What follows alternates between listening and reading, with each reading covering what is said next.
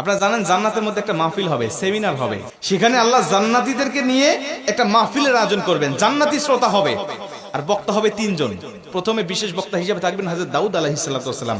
দাউদ আলাইহিস সালামের কুরআন নাজিল হয় নাই, দাউদ নবী কোনোদিন কুরআন পড়েও নাই।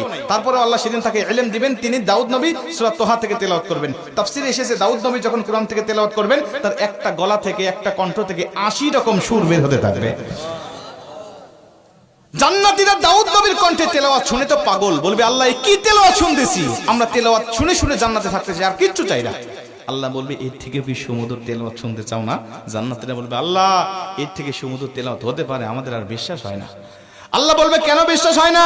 দাউদ নবীর উপরে কোরআন নাজিল হয় নাই, দাউদ নবী কোরআনের জন্য মার খায় নাই। যে নবীর উপরে কোরআন নাজিল করেছি, যে নবী কোরআনের জন্য মার খেয়েছে, দাঁত শহীদ করেছে, মাথার হেলমেট ভেঙেছে, উহুদের প্রান্তরে রক্তক্ষরণ করেছে, ওই নবীর কণ্ঠ থেকে কোরআনের তেলাওয়াত শোনো কেমন সুমধুর শোনা যায়। আমার নবী যখন সূরা ইয়াসিন থেকে তেলাওয়াত করবেন জান্নাতীরা তো পাগল হয়ে যাবে, বলবে আল্লাহ কোনো হুর চাই না, কোনো গেলমান চাই না, কোনো নাজ নিয়ামত, কোনো শরাব, কোনো ঝর্ণা, কোনো কিচ্ছু চাই না। আল্লাহ শুধু নবীর কণ্ঠে তেলাওয়াত শুনে জান্নাতে হাজার হাজার বছর আমরা কাটিয়ে দিতে চাই। আল্লাহ বলবে জান্নাতি এর থেকেও কি সুমধুর তেলাওয়াত তোমরা শুনতে চাও না? জান্নাতীরা বলবে আল্লাহ এর থেকে সুমধুর তেলাওয়াত হতে পারে, এটা আমাদের আর বিশ্বাসই হয় না। জান্নাতীরা কেন বিশ্বাস হবে না বলো? আমার নবীকে কণ্ঠ দিয়েছি আমি আল্লাহ নিজে, আমার দাউদকে কণ্ঠ দিয়েছি আমি আল্লাহ নিজে, কিন্তু আমার গলায় কত কণ্ঠ রেখে দিয়েছি জানো না? আমি আল্লাহ নিজের কণ্ঠকে ওজার করে এখন তোমাদেরকে সূরা রহমান থেকে তেলাওয়াত করে শোনাতে চাই।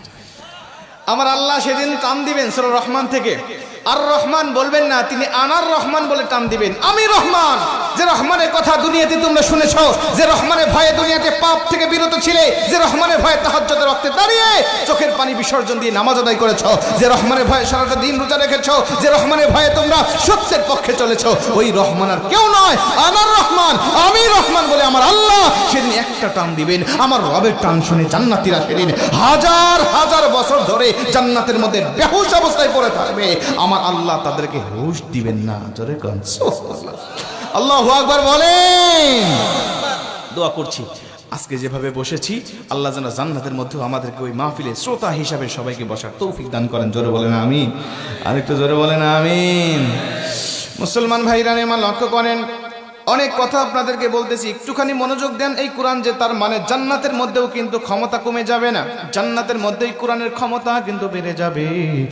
নবীজির জামানায় কোরআনুল কারীমের ক্ষমতা যেমন ছিল, নবীজির হাত থেকে, নবীজির জবান থেকে যখন মানুষেরা কোরআন শুনতো, আমার নবীজির সুমধুর কণ্ঠের কোরআনের তেলাওয়াত শুনে শুনে হাজার হাজার মানুষেরা কালেমা পড়ে মুসলমান হতো।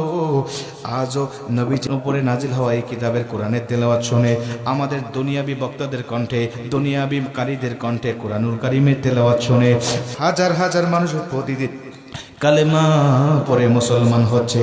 জোরে কোন সুবহানাল্লাহ।